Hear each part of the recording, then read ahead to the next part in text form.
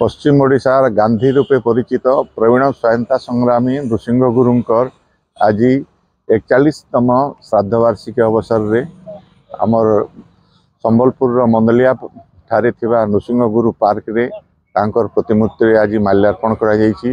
एथिरे सहरर विभिन्न वर्गर विशिष्ट व्यक्ति माने जोग देई तांकर पुष्पमाल्य अर्पण कर श्रद्धांजलि अर्पण करिसेंति। ए कार्यक्रम आयोजन करिवार मुख्य उद्देश्य है भविष्य पीढ़ी को जणाइबार कथा जे पश्चिम ओडिशा रे मध्य एमती त्यागी स्वायत्ता संग्रामी माने थिले जे कि जीवन देशमातृकार सेवा लगी निज जीवन सर्वस्व त्याग करिसेंति।